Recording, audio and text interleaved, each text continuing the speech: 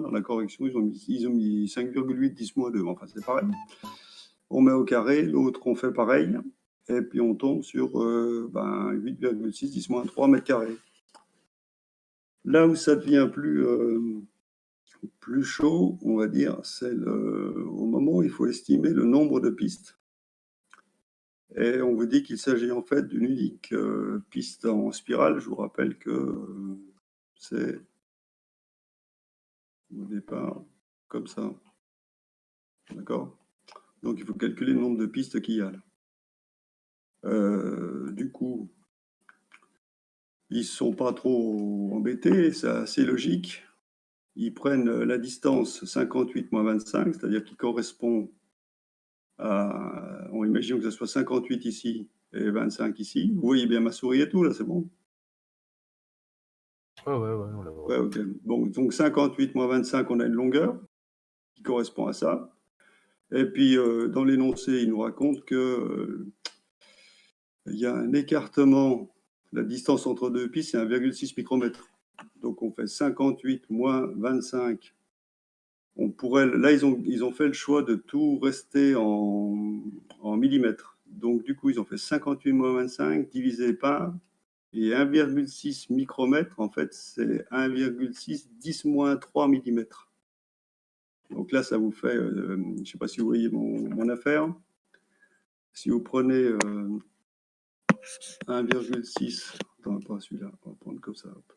1,6, on a dit lui, fois 10 puissance, oula, c'est un peu gros, moins, hop, petit, 3. 10 puissance moins 6 plutôt que moins 3, là, donc je vais faire comme ça. Et bien, ça vous fait 1,6 fois 10 puissance moins 3 fois 10 puissance moins 3, là on est en mètres, d'accord? 10 puissance moins 3 mètres. Et donc, ils font 1,6 fois 10 puissance moins 3. Et puis, le 10 moins 3, là, c'est millimètres. Donc, ça vous fait 1,6 10 moins 3 mètres. Et c'est ce qu'ils ont fait ici. Donc, ils ont fait la correction à cet endroit, la conversion plutôt. Donc, au lieu d'écrire 1,6 10 moins 3, ils ont mis 0,0016. Et puis, du coup, ils tombent sur à peu près dans les 21 000 pistes. C'est bon pour tout le monde, là? Oh ouais. Ok. Alors, on passe à la 3.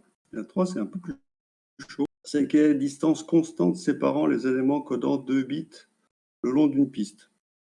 Bon, alors là, il faut faire rien parce que c'est assez technique, dans le sens où ils disent que d'après le standard, donc EFM, là, utilisé pour le stockage d'informations sur un CD, il doit toujours y avoir sur la piste au minimum 2 bits à 0 entre 2 bits consécutifs à 1. Donc ça, il faut arriver à l'intégrer. Et ça s'intègre par exemple,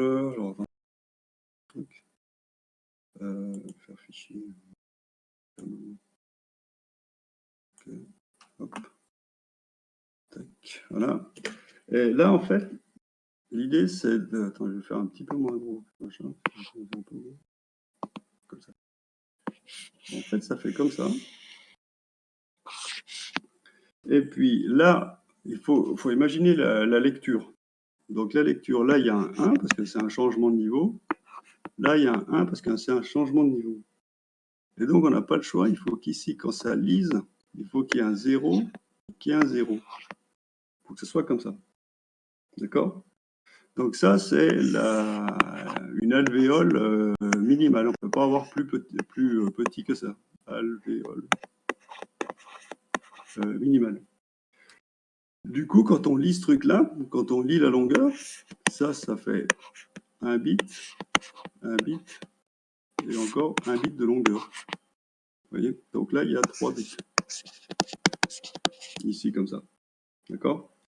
Donc la longueur, si on l'appelle L, ben, c'est égal, entre guillemets, la longueur L à, on va mettre comme ça, entre guillemets, 3 bits. Un bit, c'est pas une longueur, mais enfin bon, ça correspond à ça. Donc la longueur d'un bit, ben, ça vous fait L sur 3, vous n'avez pas le choix. D'accord? Et c'est là qu'ils disent, dans l'énoncé, que l'alvéole et la longueur minimale d'une alvéole, c'est 0,83 micromètres. C'est le petit L qu'ils mettent là. Donc 0,80. Donc on sait que L, c'est 0,83 micromètres. On divise par 3 et on tombe sur un truc de l'ordre de, je vais mettre 3 chiffres significatifs, tant pis, 277 micromètres. D'accord? Et ça, c'est la longueur pardon, minimale d'un bit. Ça va pour tout le monde? Ouais. Oui. Ça correspond, théoriquement, ça correspond à, on doit le voir quelque part, je ne sais pas trop où. Là, on avait justement, là, dans le TP, il y avait les 0,85, et puis je ne sais plus, non, on doit pouvoir le retrouver quelque part dans le cours ou un endroit, la valeur est citée.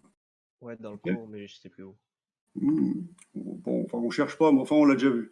Alors, après, on passe au 21.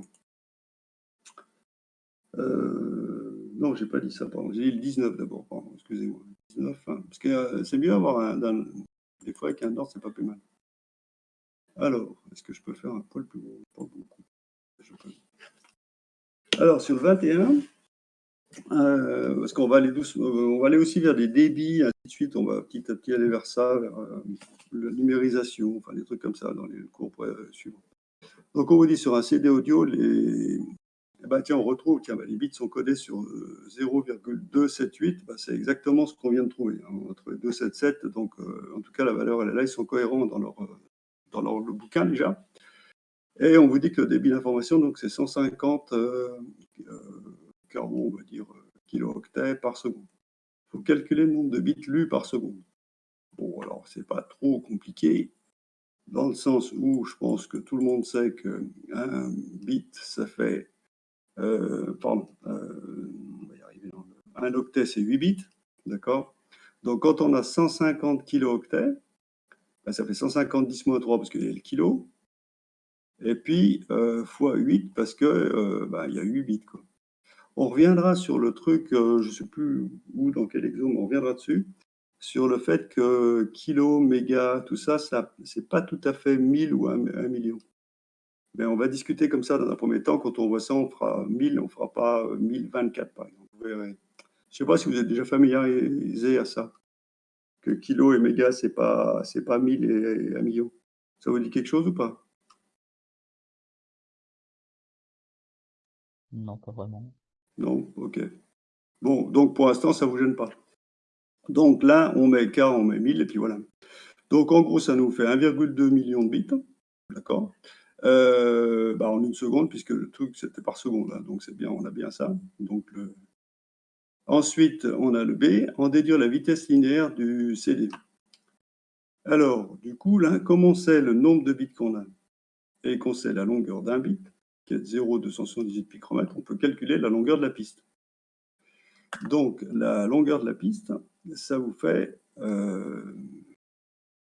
Alors, attention, c'est la longueur de la piste. Comment dire? Je ne sais pas comment vous expliquer. C'est par seconde, hein, d'accord? Parce qu'on a fait le calcul là, c'est sur une seconde. Donc, en fait, ça vous fait 1,2 fois 10 puissance 6 bits. Donc, on retrouve ici. Je le multiplie par la longueur juste qui est donnée d'un bit, d'accord? Et j'obtiens 0,33 mètres. Je sais que c'est par seconde. Donc, ma vitesse est 0,33 mètres par seconde. D'accord? Parce que la distance que je calcule, c'est en une seconde. Est-ce que ça va pour tout le monde? Oui. Ou c'est pas clair? C'est bon? Non, c'est bon. Alors, après, ils vous disent qu'en fait, la vitesse, elle est quand même beaucoup plus grande. Elle est de 1,2 mètres par seconde. Il faut proposer une explication. Et en fait, l'explication qu'ils donnent, c'est qu'il faut que le lecteur donc, lise plus de bits que les seuls bits qui codent l'information. Il faut donc aller plus vite. Donc, il y a plein de trucs autour. Je vous avais dit les pistes et tout. Il y a des trucs de guidage. Enfin, il y a plein de choses. Donc, ça va plus vite. Et la vraie valeur, c'est 1,2 mètres par seconde. D'accord? Mais nous, on tombe sur ça. Alors, une fois qu'on a ce truc-là, qu'est-ce qu'on fait? J'ai dit qu'il valait mieux faire le 22 en 21. On va faire le 22. Voilà. 22, voilà. Ça nous prépare. Ça nous prépare. Alors, ils nous disent qu'on fait parcourir la piste d'un disque optique avec un laser, là, en commençant sur une plaine. Bon, donc une plaine, on va dire que c'est comme ça. Bien clair, je pars avec l'idée que moi, que le laser lit par en bas. D'accord? C'est pour ça que je dis que ça, c'est la plaine, et ça, c'est donc les creux. Hein, d'accord? Les alvéoles. Le signal binaire obtenu après traitement, donc on vous donne ce nombre. Il faut donner l'allure de la piste. Du coup, l'allure qui est proposée, ben, c'est qu'à chaque fois qu'on voit, donc ça lit ici à chaque fois, d'accord? Lecture, lecture, lecture, c'est cadencé en quelque sorte. Là, ils ont fait un peu étrange, mais enfin bon, normalement, ça devrait être, il devrait être espacé de la même longueur. Enfin bon. Donc là, il n'y a pas de changement de niveau. Donc, enfin, ils veulent un 0, donc on ne fait pas de changement de niveau. On était dans la plaine, on reste dans la plaine. Après, pas de changement de niveau encore. Pas de changement de niveau. Et puis là, d'un coup, ils veulent un changement de niveau, puisque c'est un 1. Donc on fait, par exemple, moi je fais que ça donne l'impression de monter, je vous rappelle, mais c'est un creux. Hein. D'accord? Après, ils sont fidèles à eux-mêmes dans le sens où entre 2, 1, il y a au moins 2 zéros. Donc c'est ce qu'ils avaient proposé ici. On ne peut pas avoir 1, 0, 1, par exemple. C'est pas codable, c'est sur le CD, ça. Donc là, on a comme ça, du coup, comme on a fait l'exo, je ne sais plus combien, là.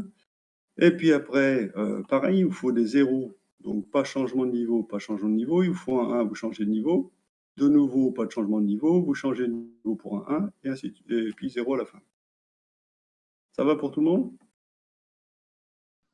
Oui. Oui. C'est quoi ça? Oui. Ok. Alors, on passe du coup au 21. Et le 21, là, alors, 21, c'est comme ça. On va essayer de rester un petit peu.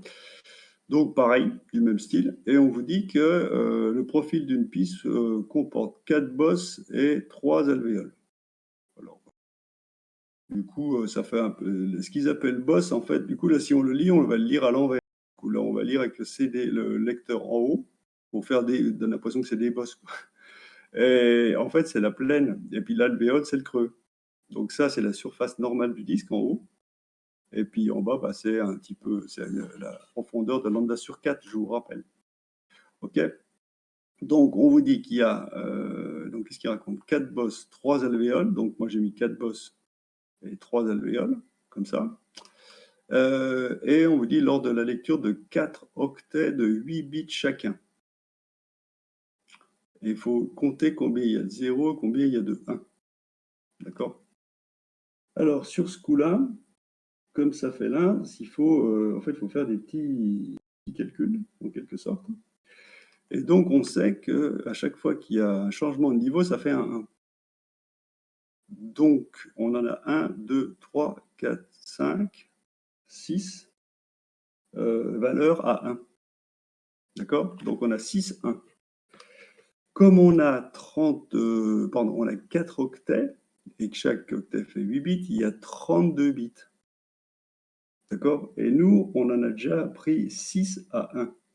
Donc, si on fait 32 moins 6, ça veut dire qu'il y a 26 bits à 0. Ça va? Vous pouvez recompter pour aller jusqu'à 1.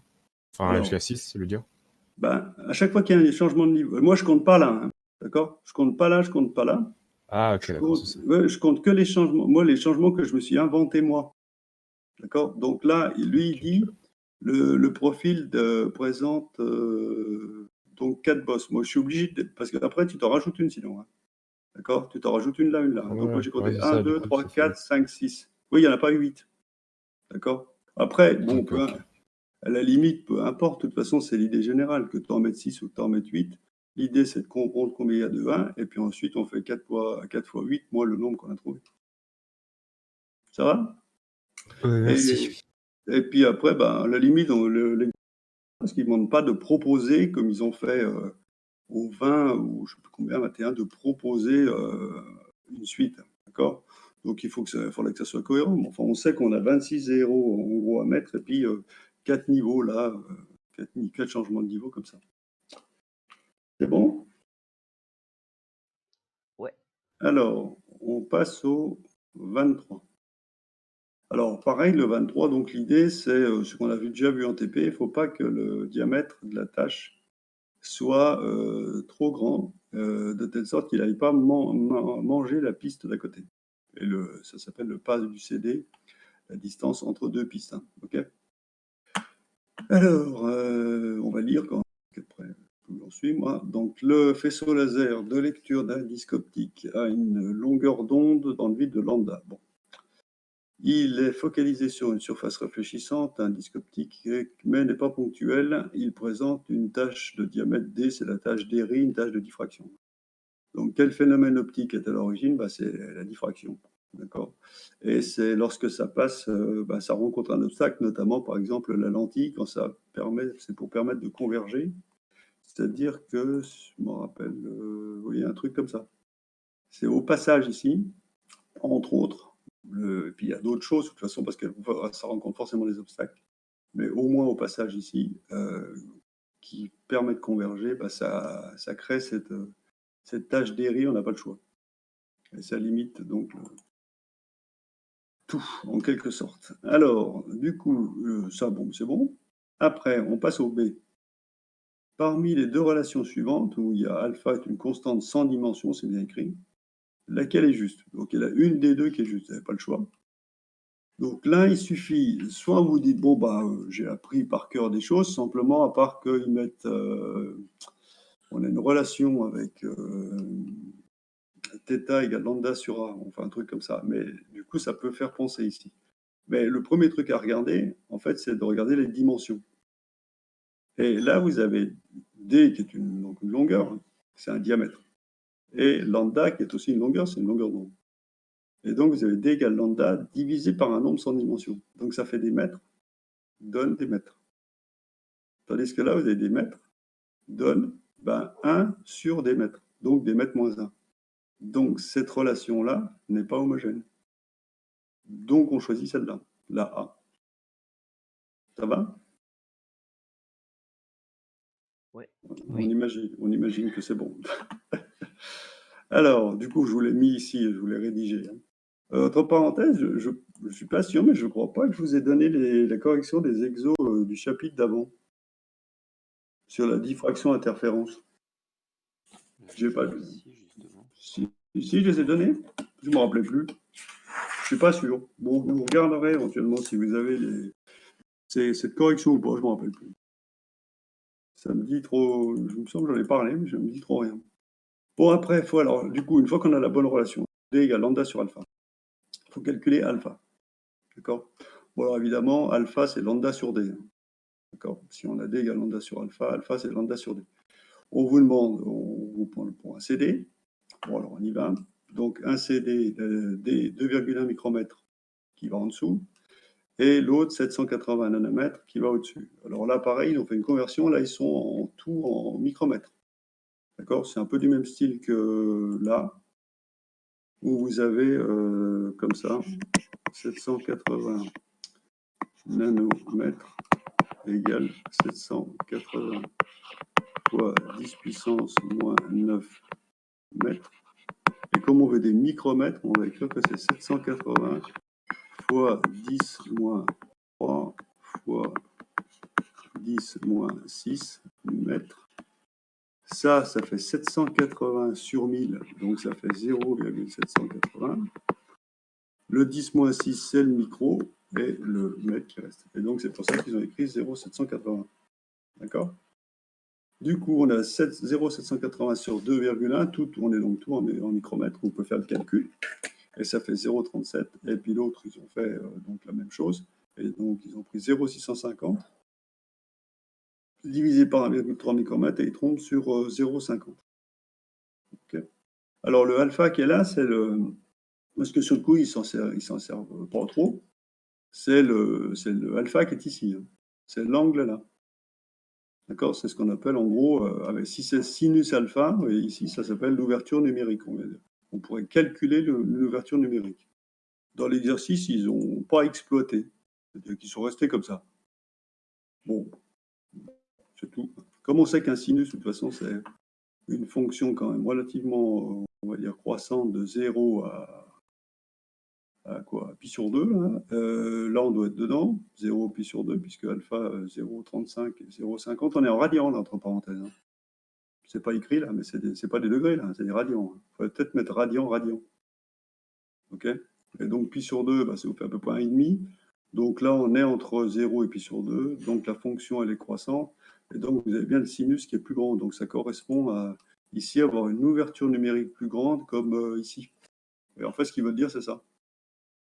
C'est ça qu'on fait. À part que là, on la voit pas beaucoup plus grande sur le dessin. Bon, faut dire que si on fait les calculs des deux sinus, ils ne doivent pas être très loin.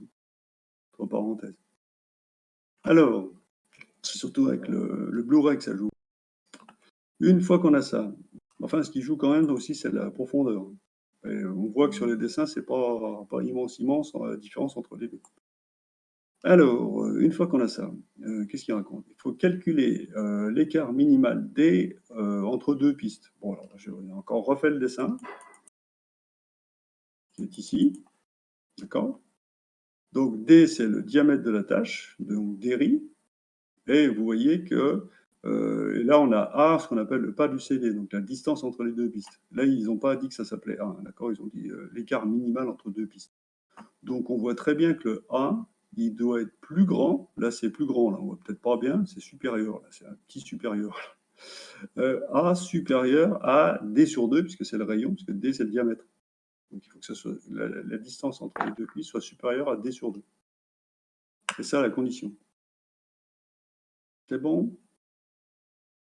Oui. Oui. On imagine que c'est bon. Monsieur, Alors, oui, vu qu'on est dans la théorie, on peut mettre A est supérieur ou égal à D sur 2? ouais, tu peux. Mais honnêtement, il vaut mieux pas que ça soit égal, hein, tu vois, parce que après, je te rappelle que ça, tu sais, ça fait comme ça, hein. Tu vois, regarde, si tu regardes bien là-dessus, ça c'est le cours. Oh, il vaut quand même mieux pas aller toucher le bord de la cuvette, sinon ça va en perdre un peu. Donc, bon, il vaut mieux être un peu plus loin. Ben, je suis d'accord, hein, globalement, il n'y a pas de problème. Ça va? Alors, une fois qu'on a ça, comment varie la capacité du CD avec D? D étant la tâche d'Eri.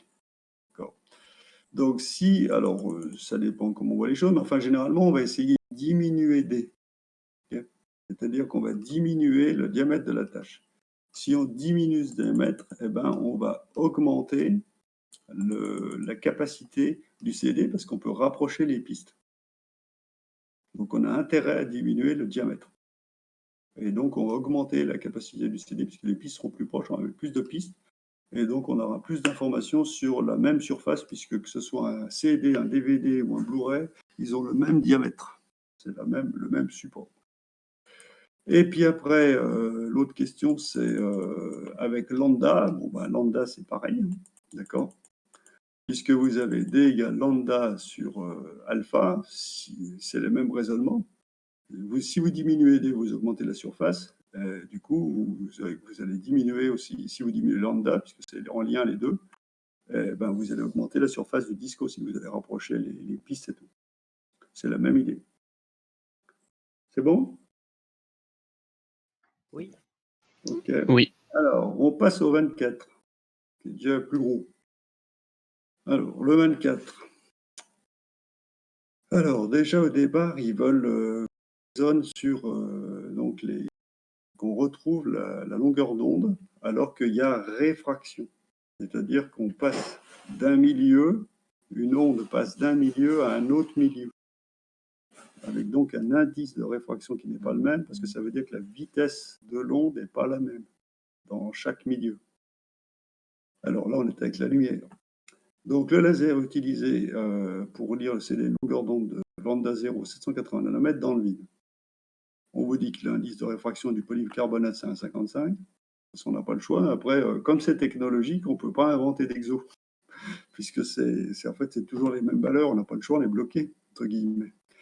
Alors, après, on peut faire un truc complètement bidon, mais ça ne correspondrait pas à la réalité. Donc, on vous dit, par contre, on rappelle un truc, ils veulent faire comme ça, donc on va jouer le jeu. On va jouer le jeu comme ils font. Et lambda fois nu, ça c'est nu. Hein.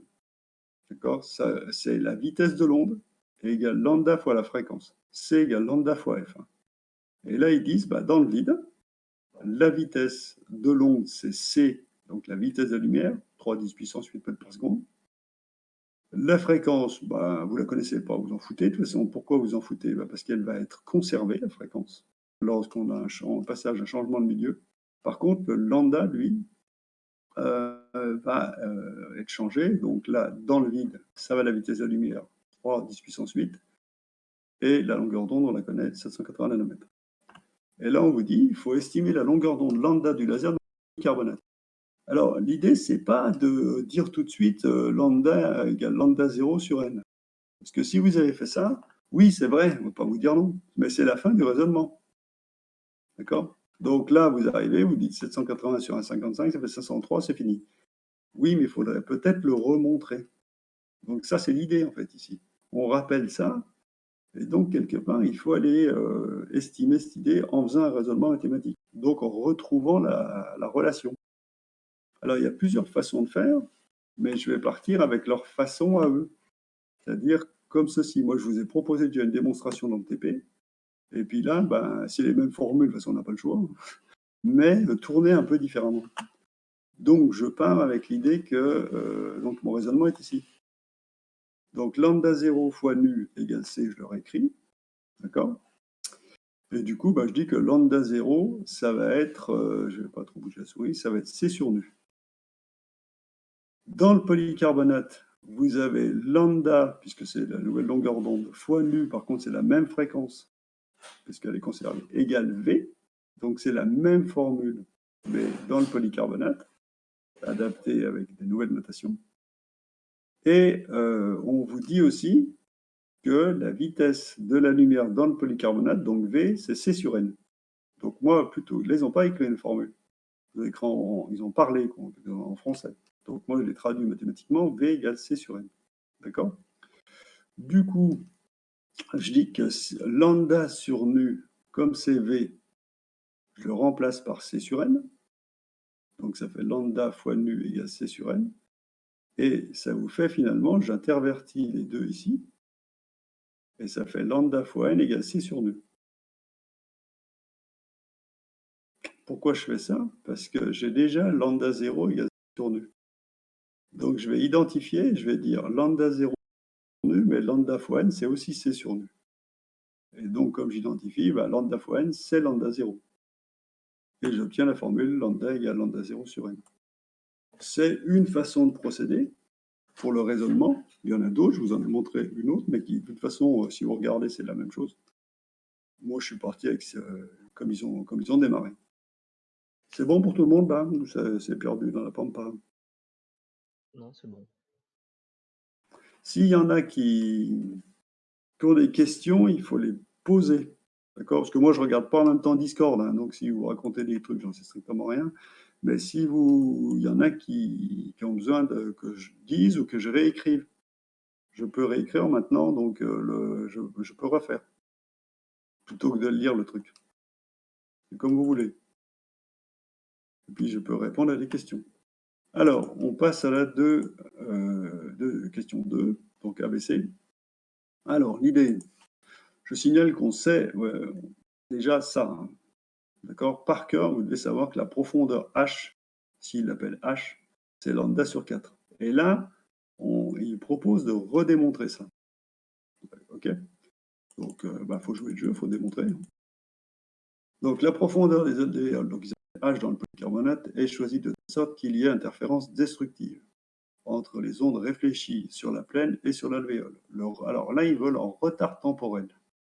Donc, ils nous tordent un peu le bras, là, on est obligé d'aller comme ils veulent. Donc, le retard temporel de l'une par rapport à l'autre est égal à une demi-longueur d'onde. C'est normal parce que je vous rappelle que si on parle en lambda, alors si on parle déjà en déphasage, puisque c'est une interférence destructive, il faut que ce soit déphasé de pi sur 2, d'accord? Et du coup, là, ça oblige à avoir un chemin qui est plus long de lambda sur 2. Et comme là, il y a un aller-retour, ça va faire lambda sur 4, puisqu'il y a lambda sur 4 à l'aller, lambda sur 4 au retour. Donc ça fait la somme des deux et ça fait lambda sur 2 à la fin. Okay, donc ça, nous, on sait tout ça, on l'a en tête et tout. mais il nous oblige à aller donc de calculer un retard de propagation. Il s'amuse à faire ça parce que dans le cours au début des ondes, quand on est en septembre, donc ça date un peu, eh ben, il fallait calculer des retards de propagation. Donc on peut très bien être au bac en disant bah, on va calculer un retard de propagation sur ça, dans cette configuration. Bon, donc il faut y aller. Alors, exprimer, ça veut dire trouver une expression littérale, donc une formule. Il faut bien qu'on se mette d'accord. Hein. Donc, on sait que le retard de propagation, on doit trouver une formule avec H, C et N. D'accord? H, la profondeur, C, la vitesse, et N, l'indice du polybicarbonate à 1,55. Donc, le retard de propagation de la VL, pour qu'elle se propage, là, il faut bien lire, du bord de la plaine au fond de la plaine, c'est-à-dire qu'elle fasse qu'un aller. Donc, comme je dis là-dedans, le trajet, c'est H. C'est que l'aller, c'est pas le retour. D'accord? On sait la vitesse. La vitesse, ils nous l'ont déjà dit ici, c'est V égale C sur N. Donc, on sait la vitesse, c'est V égale C sur N. On sait le parcours, c'est H. Et moi, j'ai écrit une vitesse, c'est une distance divisée par une durée. Et la durée, c'est le retard. Donc, ça vous fait V égale H sur taux. J'ai appelé taux le retard. Du coup, ça me fait, je remplace V par C sur N. Donc, ça fait C sur N égale H sur taux. Et là, je fais une sorte de produit en croix entre guillemets, c'est-à-dire que là, je passe taux de ce côté, le N là, le C de l'autre côté en bas, là, et ça vous fait taux égale H fois N sur C. Et ça, c'est la relation qu'on cherchait. Ça va ou pas? Oui. S'il y en a qui pensent non, il faut le dire. Bon, il y en a qui ne pensent pas, visiblement du tout. On continue. Alors, une fois qu'on a cette relation mathématique, il faut en déduire que 4H égale lambda. Alors, c'est là qu'il faut raconter que le retard temporel qu'il y a, il faut que ce soit égal à 2 taux, puisqu'on a un aller, un retour dans la plaine. D'accord? Du coup, parce que donc il faut que ça soit, comme ils disent là, il faut le mettre, voilà, il faut que ça soit égal à une demi-période. D'accord? Donc l'énoncé, on sait que nous, on doit parcourir 2H, et on nous dit que delta t, c'est t sur 2. Ça, on nous le dit dans l'énoncé. OK? Donc, comme vous savez que vous devez faire un aller-retour, forcément, le taux, c'est t sur 4. Est-ce que ça va pour tout le monde? Oui. Oui. Ça va? Du coup, eh bien, une fois que vous avez ça, comme vous avez déjà taux et que maintenant vous avez compris que taux, c'était t sur 4, et que vous avez taux, sa formule, son expression, eh bien, vous remplacez l'un dans l'autre. D'accord? Et donc, vous avez Hn sur C qui est égal à taux, est aussi égal à taux, mais ça vaut T sur 4. Du coup, vous exprimez H. Okay? Donc, si vous passez le N là, vous passez le C comme ça. Donc, ça vous fait H égale CT sur 4N. Là, vous remarquez que C fois T, c'est lambda 0.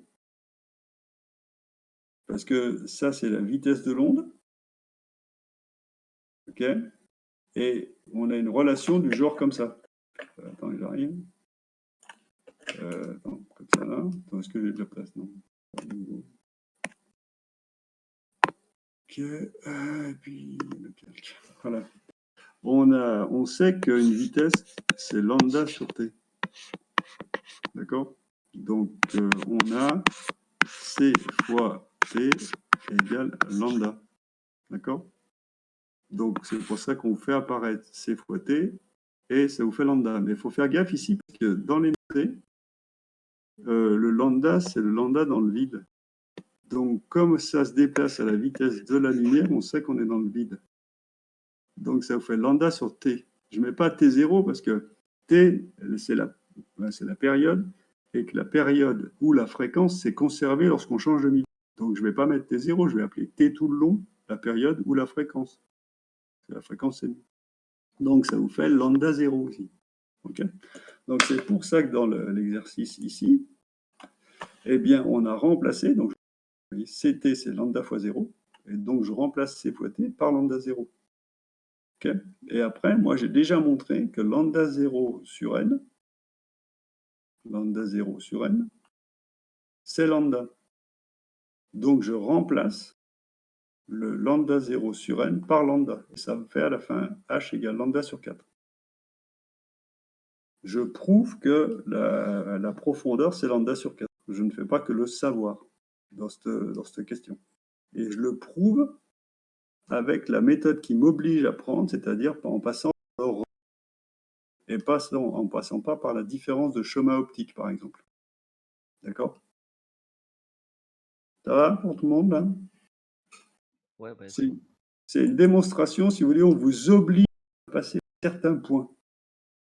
On connaît la réponse, mais on vous dit, non, mais tu sais où tu vas, mais je vais te faire passer par tel endroit ou tel endroit, un nouveau chemin, si tu veux, que tu connaissais peut-être pas, ou que tu n'avais pas fait gaffe. Bon, après, il faut faire le calcul, du coup, après, c'est tout fini. H, c'est lambda sur 4, 503 sur 4, ça fait 126 nanomètres, ça, c'est pas un problème. Mais l'important, c'était ça. Et attention, quand vous êtes en interro, au bac, n'importe où, quand on vous oblige à passer par certaines étapes, il faut y aller. Sinon, ça veut dire qu'en fait, on est en train de tester votre capacité, en gros, d'adaptation et de calcul. Donc, on ne dit pas, oui, non, mais je connais le résultat, puis voilà, merci. Et non, non, non. Tu vas nous montrer une démonstration et tu vas en passant par là, c'est des figures imposées, si vous voulez. En patinage artistique, c'est des figures imposées. C'est pas le libre. Et ça compte aussi beaucoup. Du coup, voilà en gros le 24. Est-ce qu'on est tout bon? Oui. Ouais, oui. Alors moi, je considère que là, on a en gros ce sort de chapitre avec les CD et compagnie. Éventuellement, il y a un exo qui est marrant aussi, mais je vous donne la correction, que je trouvais, attends, il faut que je trouve, qui est bien aussi, alors tout ça, on va le faire, hein. Tout ça, c'est le CAN, c'est le convertisseur analogique numérique. On va le faire, mais plus tard. Ils ont mis dans le même, mais bon. Est-ce que c'est ça? Là, il y a des taux de compression et tout, c'est marrant.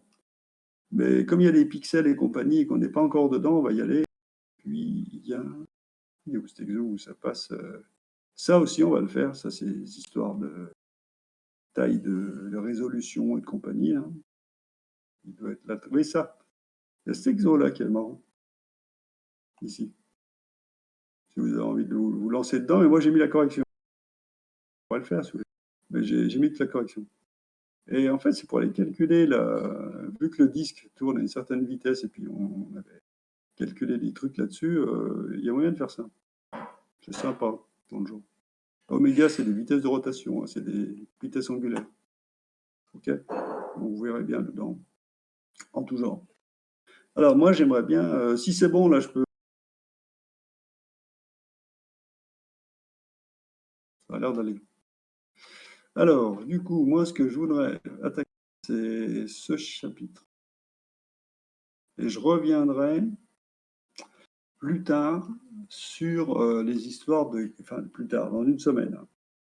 Et on va attaquer normalement jeudi sur la taille des fichiers. Et une fois qu'on a tout ça, on fait la conversion analogique numérique. Mais on va d'abord faire de la transmission d'informations. Et demain, j'ai une sorte de TP. Alors demain, il faudrait quand même bien que tout le monde ait régressif. Ou alors que vous sachiez bien manipuler vos tableurs à vous. Mais comme je vous dis que régressif, c'est ce qu'on utilise le plus en ECE, on ne sait encore pas s'il y aura des ECE ni rien, on sait tout dans la semaine. Théoriquement, d'ici la fin de semaine, Monsieur le ministre nous explique la fin de l'année. D'accord, le bac et tout. Donc vous écouterez bien ce qu'il raconte et puis on en tiendra compte, nous, quand on se reverra. Enfin, pour l'instant, on continue. Tant qu'on n'a pas des informations claires. Alors, le chapitre, c'est le chapitre 12, transmission de l'information. Il y a, je ne sais plus qui m'a dit qu'il n'avait pas le cours. Est-ce qu'il est là, celui qui m'a dit qu'il n'avait pas le cours? Parce que je ne sais plus qui c'est. J'ai plus personne. J'ai des gens avant ça. Je crois que Si, il y a moi qui n'a pas le livre. Ouais, mais attends, moi, je sais pas qui c'est moi. C'est Baptiste. Bah, Baptiste. Le truc, c'est que j'ai essayé de le mettre là-dessus, mais ça marche pas parce qu'il est. En fait, comme moi, je scanne le bouquin, puis alors je l'avais scanné vachement bien, il est trop gros pour Discord. Donc, ce que je vais faire, c'est que je vais le mettre sur un drive et puis je donnerai l'adresse du. Ceux qui l'ont pas, ils iraient pêcher le fichier en question. D'accord? C'est-à-dire, vous irez pêcher ça. Ça. D'accord? Parce que demain matin, on fait ceci. Ce truc. Ici. Le problème, c'est que ça, c'est un TP qu'on aurait pu faire, en fait, imaginons, jeudi matin. Mais on n'a pas on n'est pas en classe. On a tout le matos, mais on n'est pas au lycée. Alors, il faut que vous lisiez ça pour demain matin. Vous voyez tout ça. Vous ne pourrez pas faire le truc parce que vous n'avez pas les valeurs. Donc moi, demain matin, je vous file les valeurs qu'il faut de mesure de tension. Et à partir de là, on peut faire tout ce qui est là. Mais il nous faut les valeurs qui sont là. La première ligne qui est ici, des valeurs de tension, qu'on va lire avec un oscilloscope et tout. Mais plutôt que de patauger dans la semoule pendant 2 heures, ça serait bien de lire avant tout ça pour que vous soyez dans le contexte. Vous ayez bien compris tout ce qu'on fait. En gros, l'idée est simple. Hein. On envoie un signal dans un câble coaxial, et on a des câbles qui font à peu près 100, 200, 300 mètres. Enfin, c'est des bobines de 100 mètres. Donc, on les met, par exemple, vous voyez, là, vous avez 100 mètres, plus 100 mètres, 200 mètres, puisqu'ils sont en série. Donc, c'est toujours, on les rallonge en série, on ne va pas les mettre en dérivation. Et donc, donc là, par exemple, il serait à 600 mètres, vous voyez, ici. D'accord, la distance, ça serait 100 mètres, 200, 300, 400, 500, 600. On envoie un signal d'une certaine amplitude ici. Forcément, au bout de 200 mètres, l'amplitude va être plus faible. Et donc, on lit l'amplitude sur l'oscilloscope et ensuite, on fait plein de calculs grâce à ça. Et on calcule l'atténuation en dB du signal. En gros, c'est ça le TP. Mais il faut lire et tout, ok? Pendant ce temps-là, moi, mon cours, je pense que vous ne l'avez pas, il commence comme ça. Donc, c'est-à-dire qu'on doit transmettre, stocker de l'information. Donc, stocker, on a commencé à comprendre et tout, notamment avec un DVD, mais il n'y a pas de chier maintenant, quand même. Et il faut qu'on aille vers ça. Donc, il faut déjà que vous ayez en tête une sorte de chaîne de transmission. Vous êtes DSI, vous avez l'habitude. Normalement, ça doit être assez facile. Donc, globalement, vous avez la source, le destinataire. D'accord? Entre les deux, il faut envoyer un signal. D'abord, la source, imaginons que ça soit du son, peu importe. Enfin, l'idée générale, d'abord, c'est qu'on travaille avec de l'électricité. D'accord? Il nous faut un signal électrique. Et pareil, vers le destinataire, ainsi de suite, on va traiter des signaux électriques. Et c'est qu'au dernier moment où, par exemple, là, ce que je suis en train de faire, moi, je vous parle, comme ça. Il y a un capteur, c'est le micro. Et du coup, dans le PC, on a un premier signal électrique qui est dit analogique. C'est-à-dire qu'il est... On va y aller, je ne sais pas où je l'ai foutu. Il est loin, il est comme ça. Analogique. Premier truc à faire, on est dans un PC. Donc, il va falloir le numériser. Et donc, de ça va devenir un truc un peu de ce style.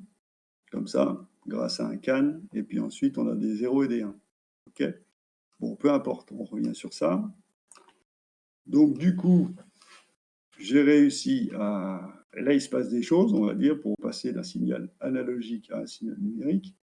Mais à un moment donné, il faut que j'émette ceci. Ça, vous pouvez le voir de différentes façons. Imaginons qu'on soit que par de la fibre optique. D'accord? Donc, moi, j'émets, entre guillemets, j'émets le signal, donc il sort de mon PC. Et à la limite, moi, c'est même pas vrai, parce que moi, oui, je suis relié au départ, je suis relié avec mon portable, mon smartphone. Donc en fait, je suis en Wi-Fi là. Donc le signal qui se passe, il sort de l'ordi, il va à mon téléphone Wi-Fi, ensuite ça repart en 4G jusqu'à n'importe quelle bande, je ne sais pas trop où, ça va dans n'importe quel satellite, je ne sais trop rien. Ça retourne soit à votre box, imaginons que vous ayez une box, d'accord. Et encore, parce que si c'est une box, ça veut dire que ça a été capté avant et que ça a été ensuite envoyé dans des fils pour que votre box, après, elle est branchée sur une prise téléphone, d'accord. Donc ça en fait déjà du machin, là. Et puis, une fois que j'ai fait tout ça, il faut encore qu'on vous choisisse. C'est-à-dire que, par exemple, vous êtes Free, Orange, machin, enfin n'importe quoi. Donc, il y a encore des canaux de transmission. Enfin, il y a tout un bins. Généralement, eh ben, en cours de route, il y a plein de perturbations en tout genre. Okay, donc, ce qu'on appelle du bruit. Et bref, à la fin, je ne sais pas comment vous dire, on va dire que le récepteur, c'est le PC à la fin, quand c'est tout fait, tout dit. Et puis au dernier moment, bah, vous avez un petit jack avec un casque. Et là, ça émet de nouveau une onde mécanique. Donc là, il y avait une onde mécanique. Après, ça a été que des signaux électriques. Là, ça a été une onde électromagnétique. Pareil, quand ça a été reçu ici. Et puis après, à la fin, vous avez une onde mécanique à la fin. Donc vous avez une chaîne énorme. C'est bon pour tout le monde? Oui. OK. Bon, donc ça, il faut l'avoir en tête.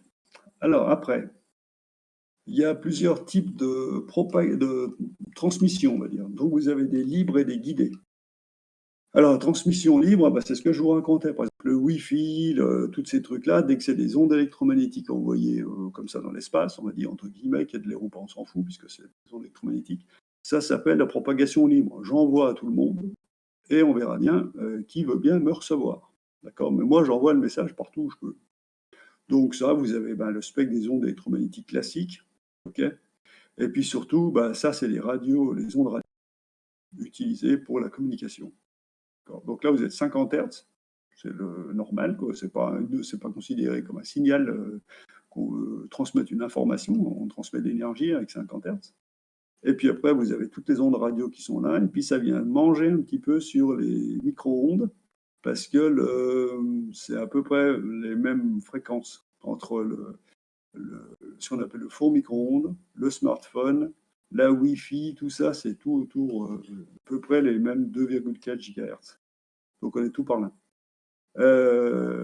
Après, vous avez comme d'habitude, les infrarouges, le visible, les UV, et puis une fois que vous avez ça, après vous avez les rayons X et les rayons gamma. Bon, ça, c'est les ondes électromagnétiques. Tout ça, c'est propagation libre. La source envoie n'importe où. Et puis vous avez alors là, je vous ai mis des petits calculs, mais ça, bon, on s'en fout. Dans le cours, vous laisserez tomber. Ça, c'est pour vous expliquer l'histoire de bande passante et compagnie. On faisait ça beaucoup en SP avant. Je ne sais pas si vous le faites encore. Je ne pense plus que vous le faites en SP maintenant. En SP physique. Mais on le faisait beaucoup. Et c'est pour vous montrer que les bandes passantes sont réduites ou pas, suivant les techniques de radio. Enfin bon, au moins, ça vous montre des fréquences, et ainsi de suite. Bon, bref. On passe à ça. La guidée, transmission par câble. D'accord. Et là-dedans, il y a plusieurs trucs. Vous avez les fils classiques, les câbles Ethernet. D'accord, c'est tout hors ça dedans, ainsi de suite. Et tout, je vous donne des petites caractéristiques. C'est le fameux RJ45, le truc là. Après, vous avez les fils coaxiaux. Donc là, c'est le TP, avec le fil coaxial lui-même. Vous allez peut-être déjà utiliser. Et là, il y a un maillage qui fait en même temps masse et blindage. Parce que les ondes électromagnétiques, elles ne rentrent pas, elles se réfléchissent sur les surfaces métalliques. Donc, quand vous utilisez ce genre de fil coaxial, s'il y a des ondes autour, notamment il y a 50 Hz, vous n'avez pas le choix, vous ne le captez pas, vous le captez moins. Parce qu'en fait, il y a toujours une bande de connexion qui fait à la fin, elle fait antenne et elle capte. Mais tout le long du signal, au moins, déjà, c'est protégé. Bon, vous avez des débits et tout, on en reparlera. D'accord? Et puis, par exemple, ce qu'on va faire, on va faire ce genre de truc. 0,17 débits par mètre à une certaine fréquence, ainsi de suite. Ça, c'est tout ce qu'on va faire à partir de demain. Et puis, vous avez la fibre optique, puisqu'on en parle beaucoup. Les fibres optiques, il y en a plusieurs sortes. Okay, elles sont en plastique ou en verre, tout le temps. Et puis, vous avez plusieurs sortes, mais enfin, en gros, on veut guider la lumière puis ça va à la vitesse de la lumière dans la fibre optique. Ça va pas à 300 000 km par seconde, mais ça va peut-être à, vous voyez, avec un 55, ça va à 200 000. Et puis là, vous voyez, par exemple, là, vous avez, avec des longueurs d'onde, ce qu'on ne sait pas toujours, c'est que les longueurs d'onde qu'on utilise, c'est pas forcément du visible. Vous voyez, par exemple, là, on est dans l'infrarouge. On est au-dessus de 800. D'accord? Vous verrez, il y a un exo d'ailleurs là-dessus. Comment se comporte une fibre optique en fonction de la fréquence ou donc de la longueur d'onde. Et puis vous avez après ça. Donc ça, c'est ce qui nous intéresse. On en a déjà parlé un peu, du débit. Tout à l'heure, on a eu un exo en bits par seconde ou octets par seconde. Donc le débit binaire, vous connaissez peut-être. Et puis après, on va aller vers ce qu'on appelle l'atténuation. Donc l'atténuation, il y a une formule qui est ici. Voilà, là. Ils mettent A dB, ou des fois on met A, mais c'est pour dire que c'est en décibels. Alors la formule, on l'a déjà vue, hein, parce que si vous vous rappelez, on a déjà utilisé ce genre de truc pour comment ça s'appelle, j'arrive plus à sortir le nom, le niveau sonore. Le niveau sonore, c'était L égale log de I sur I0, je ne sais pas si vous vous rappelez. Donc en fait, c'est un truc mathématique qui sert souvent. Donc puissance émise, puissance reçue, on fait le rapport.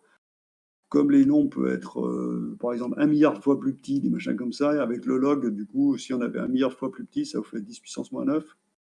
Log de 10 puissance moins 9, ça vous fait moins 9. Avec le moins par moins, ça fait plus. Et 9 fois 10, ça fait 90. On aurait une atténuation de 90 dB. Plutôt que de dire c'est 1 milliard de fois plus petit, on dit qu'il y a une atténuation de 90 dB. Vous voyez, par exemple. Et puis, ce qu'on veut... J'ai tout le monde, là, ou personne? Oui. Oui. Ok. Vous êtes familiarisé avec ça ou pas? Ou pas trop? Bon. Avec le cours? Non, mais avec ces trucs-là, vous avez déjà fait ça, là, ou ailleurs, ou pas du tout? Non? Non, je crois pas. Non. Non, c'est pour savoir où on en est, quoi. Alors, du coup, il y a un truc quand même à savoir, c'est que si la relation est comme ça, moins 10 log de P sur P reçu sur P émis, comme ça là, ça on l'a déjà fait ensemble, mais je vous ai refait le calcul, c'est que s'il y a une atténuation de 3 dB, ça veut dire que la puissance a été divisée par 2. On l'a déjà fait ensemble. Parce que quand on faisait ça avec le son, je vous avais dit que si on a moins 3 dB, on fait 2 fois moins, notamment pour un aspirateur, des machins comme ça. Bon, ben, log calcul se refait, puisqu'on a toujours 10 log, du coup, la formule est exactement la même. C'est-à-dire que si vous avez la puissance reçue qui est 2 fois plus petite que la puissance émise, la formule qui est là, ben, vous remplacez P reçu par P émise sur 2, donc ça vous fait P émise sur 2 divisé par P émise, donc ça fait ça, et du coup, ça vous fait que moins 10 log de 1,5. Vous voyez, puisque P émise et P émise, ça se simplifie. Donc là, ça reste 1,5. Et quand on fait moins 10 log de 1,5, ben, ça fait 3. À quelque chose près. Et donc, ça vous fait une atténuation de 3 dB. Et ça, c'est une première chose, de dire, bon, ben voilà, moi, je reçois tant, j'ai une atténuation de temps. Et par contre, ce qui est intéressant, c'est quand c'est des fils, des câbles, des machins comme ça, c'est de dire combien vous allez perdre par mètre. Et ça s'appelle le coefficient d'atténuation linéique alpha. Et en fait, vous prenez l'atténuation, vous divisez par la longueur, puis du coup, bah, ça vous fait combien vous perdez de dB par mètre. Et ça, c'est ce qui caractérise, vous voyez, par exemple, c'est ce que je vous avez mis là. Ici, on a, par exemple, sur un fil coaxial qui est donné, là, un exemple, à 100 MHz, 100 millions de Hertz, et ben l'atténuation, c'est 0,17 dB par mètre. OK? Donc, si ça fait 100 mètres à la fin, ça fait quand même 10. Je vous rappelle que 3 dB, ça divise par 2. D'accord? 6 dB, ça divise par 4. 9 dB, ça divise par 8, et ainsi de suite. OK? Donc, ça divise vite pas mal de fois. OK? Donc, voilà en gros l'idée. Et après, là, ça sera les images numériques. Donc, à la limite, je pourrais presque être prêt maintenant pour démarrer. Bon, on pourrait faire ça. Soit on fait ça, soit on fait des petits calculs. Vaut peut-être mieux garder l'heure et demie pour faire pour faire le TP, et là, on coup des petits exos. On va peut-être faire comme ça plutôt. Alors, du coup, on va faire les exos. Alors, les exos, je n'ai plus en tête. Je regarde. J'ai prévu des trucs. C'est bien parce que quand je suis tout seul, du coup, moi, je vais à ma vie. C'est impeccable. Eh ben, on va faire le numéro 11, chapitre 12. Numéro 11, chapitre 12. Donc, c'est page 293. Pour ceux qui n'ont pas le bouquin, page 293, on va aller ici.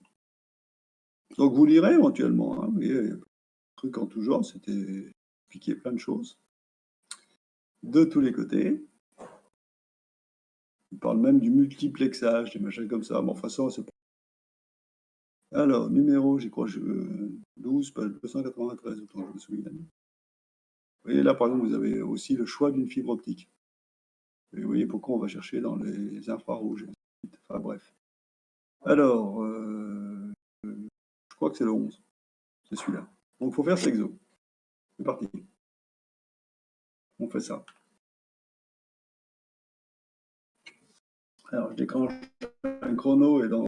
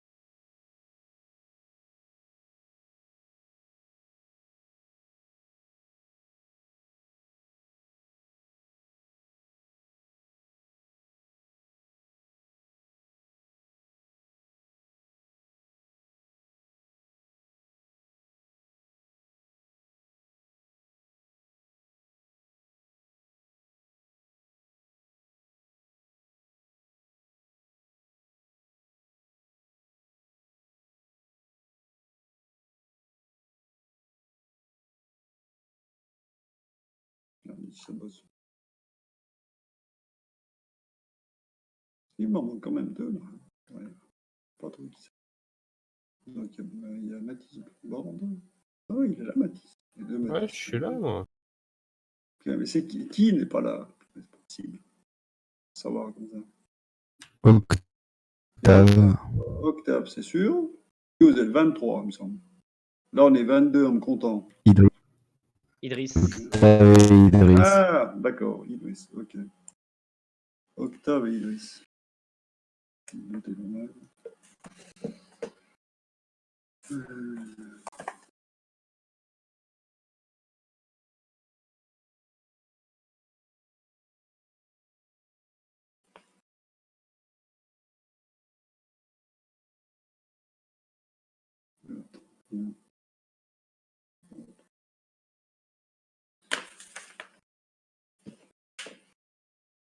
Du coup, est-ce que j'ai fait mon compte?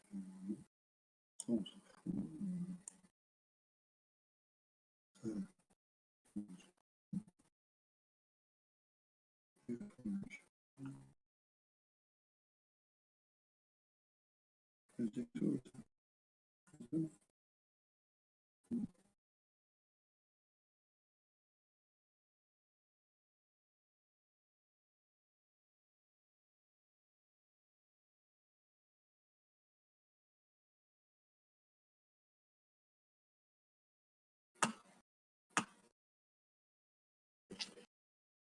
Alors,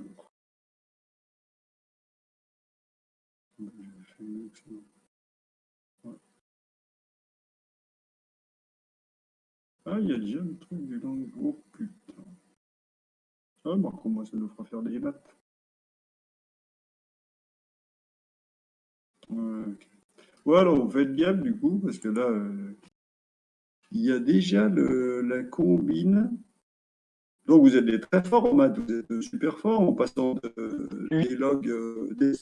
Ouais, il faut utiliser cette formule. Le passage entre log décimal et log népérien.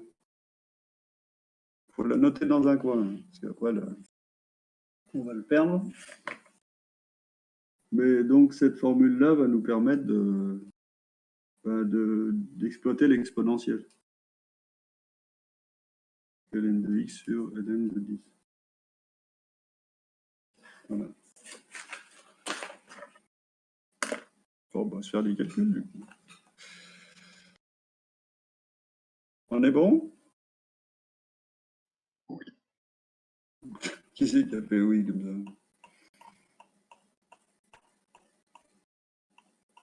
Alors, le 11, sur 11. Voilà. Alors, on va noter des trucs parce que moi, j'ai plus le... Donc, PS égale... On va mettre P reçu. N'importe quoi. Égale, on va mettre PE fois exponentielle de moins D sur... Alors,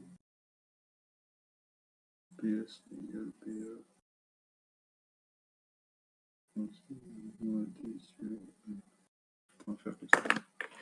Et donc, il fallait calculer L avec une atténuation de 15 dB.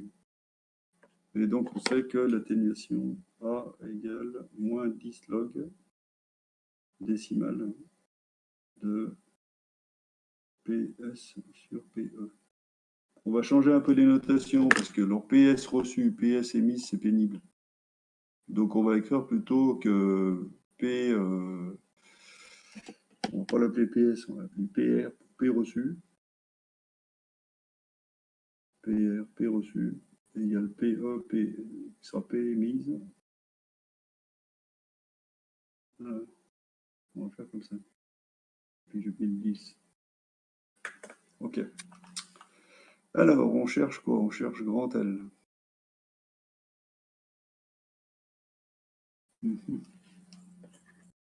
Bon, on démarre, on essaye de voir ce qu'on peut faire. Alors, attendez, il faut que je renote des trucs. Encore. Ah oui, j'ai 15 dB, atténuation 15 dB. A égale 15 dB, on cherche L.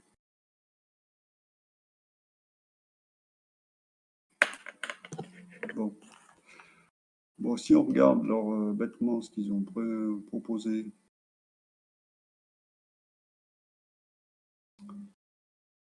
du coup, eux, ils vont un peu... Ouais, non, si ça se comprend. Ça se comprend. Alors, on y va. Donc, ce qu'ils proposent, je vais peut-être le copier. Ouais, je vais peut-être faire comme ça. Je vais le copier, puis après, je vais le commenter. On va voir si j'y arrive.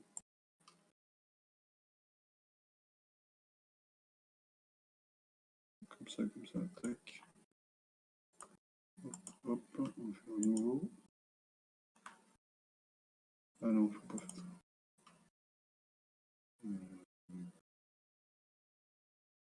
Si je fais ça, je ne vais pas le faire tout de suite. Bon, tant pis. Hop. 15 par 17. 30 par 20.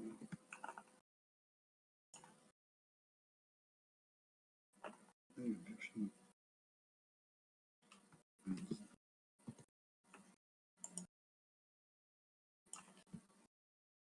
21, 25. Et je me trompe. Je vais accepter. 39. Ok. Tac. Voilà. CTRL V. Ah oui, du coup, ça fait énorme. Hop. Et puis, donc là, théoriquement, je vais pouvoir écrire. Oui, parce qu'il faut l'agrandir. C'est technique. C'est technique. Ouais. Alors, oui, vous voyez ce que je fais ou pas là? Oui. Ok, Oui. ok. Bon, donc l'idée, en gros, si on arrive, attends, juste un truc, c'est chiant. Moi, je peux pas. Bon, donc, on part sur l'atténuation. Hein. Donc, c'est écrit hein, A égale moins 10 log de... donc, on va mettre PR sur PE. Pour s'embêter pendant 15 ans, P reçu sur P émis. On sait, d'après l'énoncé, que... Donc, on parle moins 10 log, et il raconte que PR c'est PE fois exponentielle de moins D sur L. Donc PR sur PE, ça fait que l'exponentielle. Donc c'est log de l'exponentielle, comme ils ont mis, de moins D sur L. Comme ça. OK? Et là, ce qu'ils disent, c'est que log avec l'exponentielle, on a du log décimal. Hein. On a un problème. Donc, ce qu'ils proposent, c'est d'utiliser la formule donc deux passages entre les deux, qui est donc log de x, log décimal. Eh bien, il faut prendre, c'est le log népérien de x sur ln ln de 10. Ça va? Vous êtes d'accord avec ça ou pas? Oui. Donc, nous, on pose x égale exponentielle de moins d sur l. D'accord pour nous. Donc, du coup, tout ça, atténuation, ça va faire moins 10 de... Et il faut qu'on utilise cette formule. Donc, on va faire ln... je ne vais pas écrire grand-chose au-dessus, là. Comme c'est parti. Donc, là, j'ai ce nombre-là. Et là, je vais mettre ln de x. Et x, c'est moins d sur L. Comme ça. Est-ce que ça suit? Ça, c'est... Oui. Ça, c'est x. Hein. Ce truc-là est x. Donc, le x, il vient ici, donc il est là. Et puis, ln de 10. Du coup, après, ça nous fait moins 10. Et puis là, le logarithme népérien de l'exponentielle, on n'a que l'identité. Donc, ça fait fois... On va garder la structure hein, ln de 10 comme ça, pour ne pas se gourer. Et donc, ça fait moins d sur L. Comme ça. Une fois qu'on a ça, on a A égale. Donc là, on part avec l'idée que D. Alors déjà, il y a moins par moins, ça fait plus. Hein. C'est réglé. Et ensuite, D, il est divisé par L, il est divisé par log népérien. Donc ça vous fait à la fin D, je ne m'occupe pas du 10 points. Ça me fait L sur, enfin L fois, pardon, ln de 10. D'accord? D, il est divisé par L, et il est divisé aussi par le log népérien. Et puis on a le disquette de bande, quand même pas l'oublier non plus, comme ceci. D'accord? Et donc ça vous fait, après vous voulez L. Donc ça fait L égale, bon, 10 fois D, on va laisser comme ça, donc on va laisser comme ça, 10 fois D, sur, et puis le L, on le substitue au A, si on le remplace en quelque sorte, A fois ln de 10. D'accord? Et puis une fois qu'on a ça, alors je ne sais pas si il faut calculer la longueur, ils veulent quoi exactement? C'est bien gentil tout ça, mais que vaut L? Bon, alors on a 15 dB par kilomètre, donc on a tout. Alors du coup, je retourne à mon machin, ici. Alors à part que j'ai plus de... Est-ce que j'ai un peu de place en bas? Non, j'ai plus de place, donc je me débrouille comme je peux.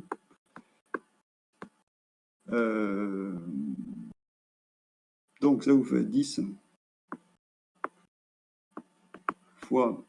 Alors comme ils veulent par kilomètre, en fait, et que ça fait 15 dB. On va reprendre les ici. C'est pour le... Donc c'est 15 dB par kilomètre. Ok? Donc nous, purée. On va y arriver. Donc là, on prend la distance, on sait que c'est 1 km, et on sait que l'atténuation, c'est poisson rouge de base, 15 dB par kilomètre. Donc c'est 15 dB par kilomètre. Donc c'est pour 1 km. D'accord? Donc après, vous faites fois ln de 10. Donc A vaut 15. Hein. D'accord? Le D vaut 1 km. Et donc ça nous fait ensuite ce nombre, je ne sais pas du tout comment ça fait ça. On va leur faire confiance à 100%, parce que je ne sais pas du tout. Et ça vous fait 0,29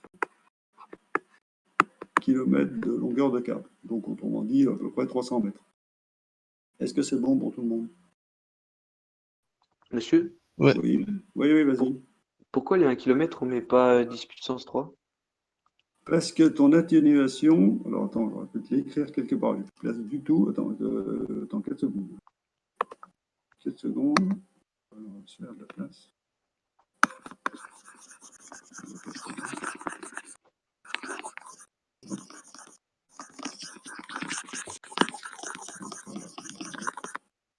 Je reprends mon truc. En fait, ce qui tombe, quand il te donne... Pardon, attends.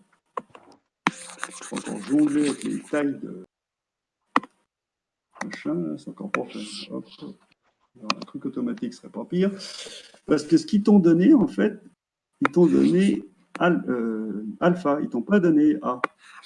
Ah, puis ça me dit que moins bien. Attends, voilà. Ils t'ont donné, parce qu'en fait, ce qu'ils te donnent, c'est ça. L étant, on va mettre D, D pour le renoncer à E. Voilà. Donc, quand ils t'ont dit 15 dB pour 1 km. D'accord? Donc, moi, je suis obligé, le 15 est valable pour 1 km et pas pour 1000 mètres. C'est-à-dire que ici, il ne faut pas que je mette 1000. Ah oui, ok. Ici, voilà. Il faut que je laisse 1 km. Sinon, mon truc, ça fait bizarre. Je peux pas, mon coefficient alpha, comme ils l'ont donné 15 par kilomètre, le 15, il est pour 1 km. Donc, c'est pour ça qu'ici, il y a un 1. Est-ce que c'est bon pour tout le monde? On ne sait pas. Oui. On ne sait pas trop. C'est pas trop. Ok, d'accord. Et est-ce que aussi on pouvait Oui. faire d'une autre façon? On disait que... Ah ouais, mais non, du coup, c'est le même problème. On n'avait pas le droit de dire que P reçu était Ouais. égal du coup à 1/32e de PMI. Et pourquoi un 32e? Bah, parce que 15 décibels, ça équivaut Ah, au ouais, rapport non, de... non, ouais, non, d'accord. Je fais pas le genre de truc. Parce que ça, c'est comment te dire? On peut le comprendre si tu veux, pour un mathématicien, entre guillemets, mais un prof de physique, il ne va pas aimer ce genre de choses. C'est-à-dire qu'il se demande d'où ça sort, et il faut encore lui expliquer d'où ça sort avant. Si tu ne lui expliques pas, lui, il ne va pas jouer le jeu. Lui, il va dire, tu me sors ça, je ne sais pas d'où ça sort, donc c'est un truc de perlimpinpin, ça ne m'intéresse pas. En fait, quand on fait une démonstration, il faut qu'elle soit compréhensible de A à Z. Il ne faut pas qu'il y ait un saut à un moment donné. Donc, s'il y a un saut, ça veut dire que ta démonstration, il en manque un bout. Alors toi, tu peux toujours dire, oui, mais moi, je fais des maths, je fais de la physique, je fais ça, et donc moi, le saut, je le comprends. Quand tu es dans une seule matière, s'il y a un saut qui est fait dans une autre matière, tu ne peux pas le faire. Ou alors, il faut que tu l'expliques. Tu vois ce que je veux dire ou pas? Ouais. Alors, une fois qu'on a ça, alors après, si, comment varie L si l'atténuation par unité de longueur augmente. Du coup, comme vous avez, alors, comment te dire, l'atténuation par unité de longueur, c'est ce qu'ils ont appelé dans le cours, ça, hein. C'est ce que je viens de dire, hein, d'accord? C'est le coefficient alpha d'atténuation linéique. Okay. Donc ici, si vous avez alpha égale A sur L, donc on va écrire ça, alpha égale A sur L quelque part, on va se le garder en tête. Donc on vous dit, qu'est-ce qui va se passer en gros? Donc si L, comment varie L si l'atténuation augmente? Du coup, forcément, si vous avez une atténuation qui augmente et vous voulez garder le débit, vous voulez garder le... Il faudrait que j'ai écrit la formule. Parce que du coup, là, ça serait plus simple, parce que là, pour elle, je vais l'écrire ici, je vais reprendre là. D'accord, comme ça, là. Ici. Donc, on a à part que ça, on ne comprend rien. Le problème qu'il y a, c'est que dans l'énoncé, une fois D, après eux, ils vont mettre L. Ça va être chiant. Parce que moi, j'ai D, mais en fait, c'est L. Ok. Du coup, la question, pour reprendre la question dans le sens qu'il dit, donc comment varie L si l'atténuation augmente? Donc l'atténuation, c'est alpha. Putain, mais c'est pas possible. Voilà. Donc si ça augmente,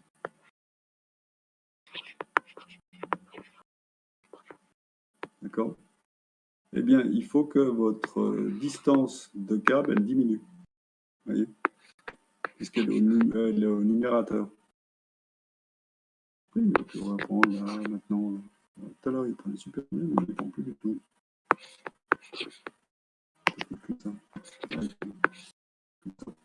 Ok, ça va pour tout le monde? Oui.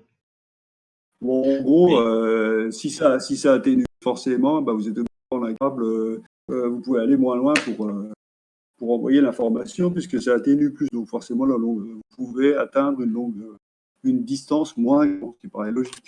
Pas besoin de faire des trucs de fou, quoi, en 15 ans. Mais du coup, monsieur, L, c'est la longueur maximale à laquelle on peut transmettre, c'est ça, hein? Bon, en gros, oui. Voilà. On va faire comme ça. Alors, vous ferez gaffe, donc, parce que je vous dis, une fois vous avez L, une fois vous avez D, enfin, on a un peu de tout. Mais bon. Parce qu'une fois, ils ont mis D, et puis après, ils ont mis L. Donc, il faut encore faire gaffe. Bon. Donc, demain, en fait, on fait un TP là-dessus. Il y aura une question comme ça, d'ailleurs, entre parenthèses, donc c'est pas plus mal. 7 secondes, je ne sais pas ce qu'on peut faire. Il reste 8 minutes. On peut faire en 8 minutes. Moi, j'ai pas prévu comme ça. Ça, on va se le faire le 10 minutes, un peu long. Bon, à la limite, on peut jouer sur des trucs comme ça. Et ça, c'est débit binaire, machin. Ouais, ou alors, ce qu'on peut faire, c'est que... Ah bah tiens, si, on va faire ça. On va voir si tout le monde est bon en octet. D'accord? Entre le passage... comment ça s'appelle? Décimal binaire. Ça y est, j'y suis. Purée, 2 heures après. Est-ce que ça va pour tout le monde? Je peux vous regarder ce que je fais à l'écran, d'accord? Oui. Alors, on anticipe un peu sur jeudi, du coup. Mais bon, on fera bien comment y aller. Alors, vous avez l'idée générale, c'est on sait tous, donc, tout est codé sur des octets et des bits. Et l'idée, c'est, dans un premier temps, c'est comprendre qu'un écran, donc l'écran qu'on a devant nous, hein, c'est plein de petits pixels. D'accord? Et que tous ces petits pixels qui sont là, ils sont divisés en 3 sous-pixels rouge, vert, bleu. Et donc là, si on regarde là-dedans, je ne peux pas le zoomer le truc, hein, d'accord? Mais si on regarde n'importe lequel blanc ici, eh ben on voit 3 petits pixels, 3 sous-pixels, ça s'appelle des luminophores, qui sont l'un à côté de l'autre, et ils sont tous les 3 à fond.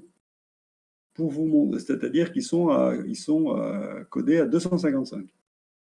Pour vous montrer que c'est vrai, je peux vous le faire comme ça en direct. C'est-à-dire que si ici je veux un rectangle, voilà, je veux un rectangle comme ça, là il a une certaine couleur. Si je vais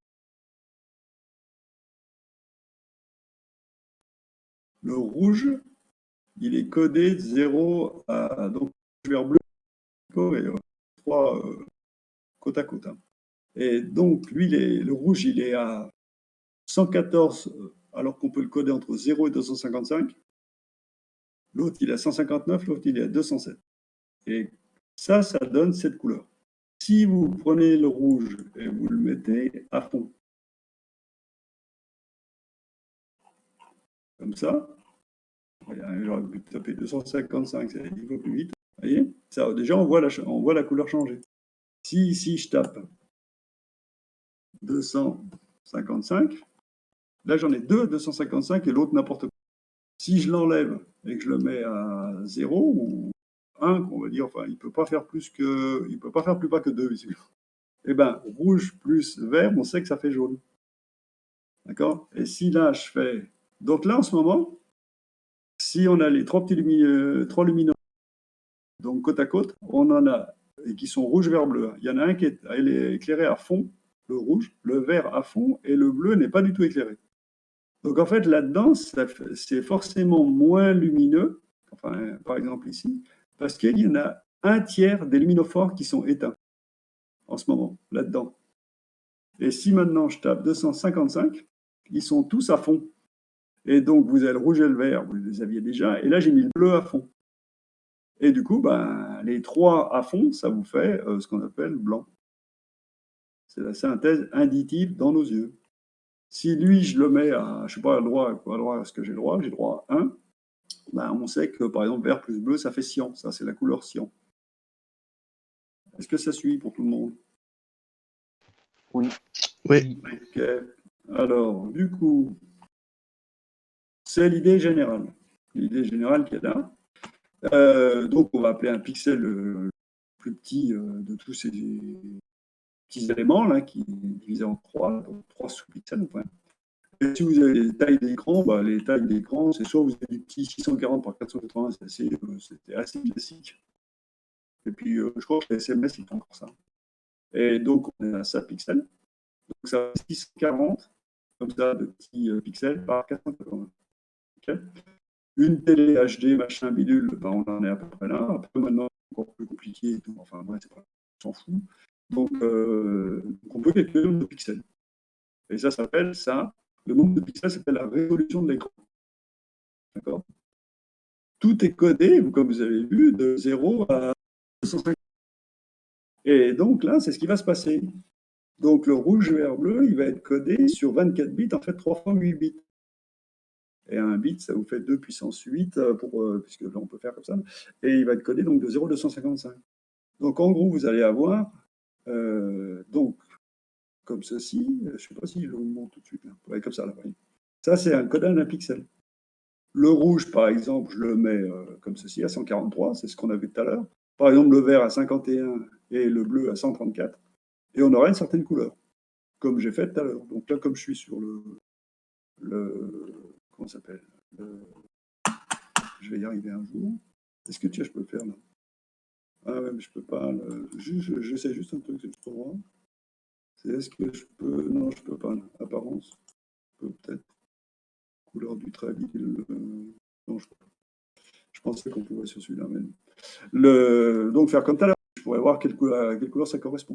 Ben, enfin, il faut vous rappeler en gros qu'un pixel codé sur 3 octets, chaque octet sur 8 bits, comme ceci. Et puis ça va nous donner donc le codage en question. Il y a un dernier truc qui est vachement important, tant qu'à faire, tant que je suis dessus, puis après j'arrête, c'est que, donc ça c'est pour le codage couleur.